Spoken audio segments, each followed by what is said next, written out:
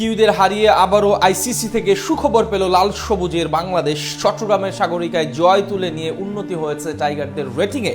ওয়ানডের পর এবার টি-20তেও বড় লাফ দিয়েছে লিটন দাসের দল। 3 ম্যাচের সিরিজের প্রথম ম্যাচ জিতে নিয়ে তবে আইসিসি রেটিংয়ে কেমন সুখবর পেল টাইগাররা, রেটিং পয়েন্ট বা কত বাড়লো তার বিস্তারিত থাকছে প্রতিবেদনে। ফরম্যাট বদলালেও ম্যাচের ফলাফলে পরিবর্তন আসেনি এক চুলো। সাগরিকার পারে আবারও জয়ের হাসি এসেছে লাল সবুজের বাংলাদেশ।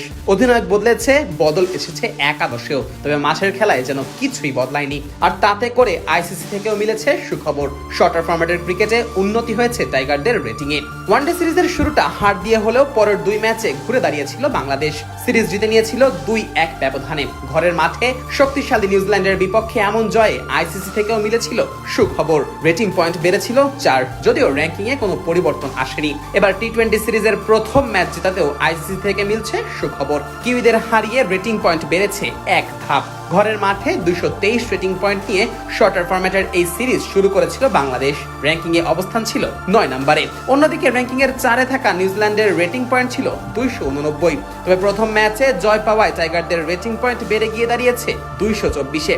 সাগরিকার পারে ঋষাদের ঘূর্ণি জাদু আর মাঝের ওভারে টাইট বোলিং এর সুবাদে কিউইদের 182 রানেই আটকে দেয় বাংলাদেশ। যেখানে একটা সময় মনে হচ্ছিল বাংলাদেশের বোলারদের নাকানি চুবানি খাইয়ে 200-র বেশি রান তুলে ফেলবে কিউইরা। তবে মাঝের ওভারে টাইগারদের নিয়ন্ত্রিত বোলিংয়ে কোণঠাসা হয়ে যায় সফরকারীরা। থামতে হয় 182 রানেও।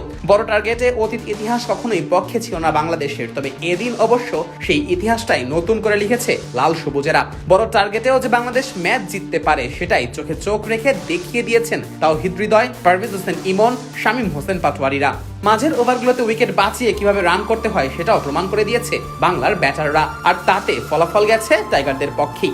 183 রানের লক্ষ্য তারা করেছে 2 ওভার বাকি থাকতেই। ভাবা যায় এমন দাপুটে পারফরমেন্স করবে আর রেটিং এ উন্নতি হবে না, সেটা বা কি করে হয়? ম্যাচ জয়ের সাথে সাথেই তাই এলো সুখবর, রেটিং পয়েন্টে এলো উন্নতি। সিরিজের বাকি ম্যাচগুলোতেও ফলাফল টাইগারদের পক্ষে এলে এই রেটিং পয়েন্ট বাড়তে পারে আরো কয়েক ধাপ। সেক্ষেত্রে অবশ্য সিরিজের ব্যবধানের উপর ভিত্তি করে রেটিং পয়েন্টে পরিবর্তন আসবে। বাংলাদেশ যদি সিরিজের বাকি 2 ম্যাচেও জয়লাভ করে সেক্ষেত্রে তাদের রেটিং বেড়ে গিয়ে দাঁড়াবে 226-এ। আবার যদি 3 ম্যাচের এই সিরিজে টাইগাররা 2-1 ব্যবধানে জিতে যায় তাহলে বাংলাদেশের রেটিং বেড়ে গিয়ে দাঁড়াবে 225। আর যদি কিনা বাংলাদেশ নিজেদের পরের 2 ম্যাচেই হেরে যায় তাহলে 223 রেটিং পয়েন্ট নিয়েই সিরিজ শেষ করতে হবে টাইগারদের। এখন অপেক্ষা বাকি 2 ম্যাচের, যার একটি হবে চট্টগ্রামের মাটিতে আর অন্যটি হবে রাজধানী ঢাকায়। এই 2 ম্যাচের ফলাফল শেষেই বোঝা যাবে টাইগারদের রেটিং কই গিয়ে ঠেকে।